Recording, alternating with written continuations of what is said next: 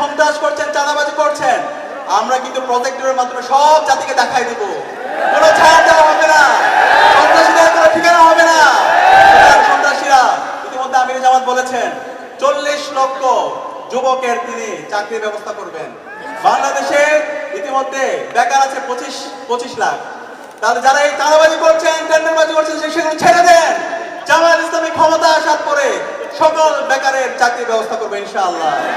শহীদ আবু সাঈদ, শহীদ আলী রায়হান, শহীদ শান্ত, শহীদ ওয়াসিম সহ এই চাঙ্গারপুলে আমাদের বিপ্লবে যে শহীদ নেতৃত্ব দিয়েছেন, ক্লাস 9 এর শিক্ষার্থী, 16 বছর বয়সের বিপ্লবী অগ্রনায়ক শহীদ আনাস, এবং আমাদের আগ্রাসনের বিরুদ্ধে, আধিপত্যবাদের বিরুদ্ধে কথা বলতে গিয়ে যিনি শহীদ হয়েছেন, শহীদ উসমান হাদি সহ বিপ্লবের সকল শহীদদের শ্রদ্ধার সাথে স্মরণ করছি। আল্লাহ পাক তাআলা সকল শহীদদের জান্নাতুল ফেরদৌসের মেহমান হিসেবে কবুল করুন, আল্লাহুম্মা আমিন। সংগ্রামী উপস্থিতি, আমরা যখন নির্বাচন আসে, বাংলাদেশের 54 বছরের ইতিহাস যদি দেখি, আমরা অনেক চটকদার কথা শুনতে পাই।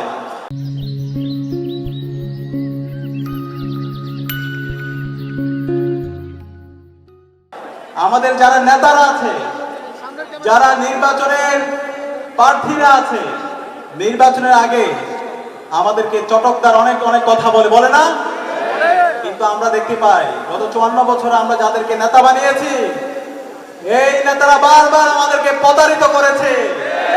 বারবার তারা দুর্নীতি, রাহাজানি, সন্ত্রাস, চাঁদাবাজি, টেন্ডারবাজির মাধ্যমে এই অঞ্চলের মানুষের যে মুক্তির আকাঙ্ক্ষা, সেই মুক্তির আকাঙ্ক্ষার সাথে তারা প্রতারিত করেছে। সে কারণে আগামী 12 ফেব্রুয়ারি যে জাতীয় নির্বাচন, সেই নির্বাচন আর ভুল করে চলবে না। আমরা আর প্রতারিত হতে চাই না।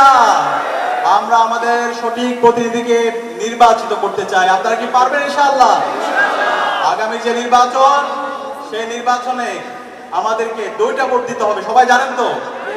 প্রথম ভোট হচ্ছে আমাদের এই বাংলাদেশ আগামী 100 বছর কিভাবে পরিচালিত হবে, সেই বাংলাদেশের ভাগ্য নির্ধারণের জন্য ভোট। সেই ভোটের নাম হচ্ছে গণভোট। সেই গণভোটে আমাদের হাকে বিজয় করতে হবে। আমরা কি পারবো? হা মানে বাংলাদেশ। সবাই একসাথে বলেন, হা মানে বাংলাদেশ, হা মানে বাংলাদেশ, হা মানে ইনসাফ, হা মানে ভারতীয় আধিপত্যবাদের বিরুদ্ধে সংগ্রাম, হা মানে শহীদ উসমান হাদির হত্যার বিচার, হা মানে বাংলাদেশে বিগত সময়ে যে ফ্যাসিবাদী কাঠামো ছিল, সেই ফ্যাসিবাদী কাঠামোকে ভেঙে নতুন রাজনৈতিক সংস্কৃতি বিনির্মাণ করা। দাঁড়িপাল্লার কান্ডারি আমাদের এইখানকার যে আমাদের প্রতিনিধি হাজী এনায়েতুল্লাহ ভাই নির্বাচিত হয়ে এসে এই অঞ্চলের মানুষের যে মুক্তির লড়াই, যে লড়াইয়ের জন্য তিনি দীর্ঘদিন ধরে সংগ্রাম করছেন, সেই লড়াই তিনি নেতৃত্ব দেবেন ইনশাআল্লাহ। আমরা আশা রাখছি আমাদের 11 দলীয় জোটের যে প্রার্থীরা আছে, তারা তাদের কথা এবং কাজের মাধ্যমে জুলাই বিপ্লব পরবর্তী 1.5 বছর জুড়ে তারা দেখিয়েছেন কিভাবে মানুষের জন্য, মানুষের মুক্তির জন্য কাজ করতে হয়, কিভাবে ইনসাফ কায়েম করতে হয়, কিভাবে সমাজের জুলনতন্ত্রকে ভেঙে দিতে হয়।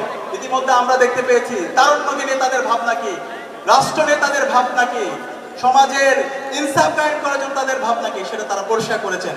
আমরা আশা করছি বাংলাদেশের ইতিমধ্যে তরুণরা প্রতিটি ক্যাম্পাসে 5টি ছাত্র সংসদ নির্বাচন হয়েছে, সেখানে তরুণরা ইতিমধ্যে ইনসাফের প্রতিনিধিকে বাছাই করে নিয়েছে, এবং আগামী 12 ফেব্রুয়ারি জাতীয় নির্বাচন হবে, সেই নির্বাচনে ইনসাফের প্রতিনিধি, দাঁড়িপাল্লার কান্ডারি এবং 11 দলীয় জোটের যে প্রতিনিধিরা আছে, তাদেরকে দেশের মানুষরা ভূমিদয় বিজয়ের মাধ্যমে বিজয় করে নিয়ে এসে বাংলাদেশে ইনসাফ কায়েমে তারা সহযোগিতা করবে ইনশাআল্লাহ। আপনারা কি পারবেন ইনশাআল্লাহ? এবং ইতিমধ্যে তরুণরা সিদ্ধান্ত নিয়েছে, তারুণ্যের প্রথম ভোট দাঁড়িপাল্লার পক্ষে হোক, তারুণ্যের প্রথম ভোট দাঁড়িপাল্লার পক্ষে হোক, তারুণ্যের প্রথম ভোট দাঁড়িপাল্লার পক্ষে হোক ইনশাআল্লাহ। আপনাদের এই অঞ্চলের যিনি নেতা, ঢাকা 7 আসনের নেতা এনায়েত ভাই, তার কাজের মাধ্যমে, তার কথার মাধ্যমে তিনি প্রমাণ করেছেন। আমরা আশা রাখছি ইনশাআল্লাহ নির্বাচিত হয়েছে, আপনাদের প্রত্যেকটা কমিটমেন্ট তিনি কাজের মাধ্যমে বাস্তবায়ন করবেন ইনশাআল্লাহ। একই সাথে আমরা বলতে চাই, যারা এখনো চাঁদাবাজি করছেন, যারা এখন সন্ত্রাস কায়েম করছেন, যারা এখনো বিভিন্ন ধরনের হুমকি দিচ্ছেন, আপনাদের এই রাজনীতি বাংলাদেশে আর চলবে না। যারা এই দুর্নীতি করছেন, সন্ত্রাস করছেন, চাঁদাবাজি করছেন, আমরা কিন্তু প্রজেক্টরের মাধ্যমে সব জাতিকে দেখাই দিব। কোনো ছাড় দেওয়া হবে না, সন্ত্রাসীদের কোনো ঠিকানা হবে না। সন্ত্রাসীরা ইতিমধ্যে আমির জামাত বলেছেন 40 লক্ষ যুবকের তিনি চাকরির ব্যবস্থা করবেন। বাংলাদেশে ইতিমধ্যে বেকার আছে 25 লাখ। তাহলে যারা এই চাঁদাবাজি করছেন, টেন্ডারবাজি করছেন, সেগুলো ছেড়ে দেন। জামায়াত ইসলামী ক্ষমতা আসার পরে সকল বেকারের চাকরির ব্যবস্থা করবে ইনশাআল্লাহ। এই চাকরি, এই চাঁদাবাজি, টেন্ডারবাজি, এই জুলুম করে মানুষের থেকে বদুয়া নেবেন না। আসেন, এই জুলাই বিপ্লবের মাধ্যমে আমাদের যে সুযোগ এসেছে একটি ইনসাফ ভিত্তিক বাংলাদেশ বিনির্মাণ, সেই বাংলাদেশ বিনির্মাণে আমরা সবাই ঐক্যবদ্ধ কাজ করি এবং সৎ, দক্ষ, আদর্শ দেশপ্রেমিক যে প্রার্থীরা আছে তাদেরকে আমরা বাছাই করার মাধ্যমে বাংলাদেশে ইনসাফ কায়েমে আমরা সহযোগিতা করি।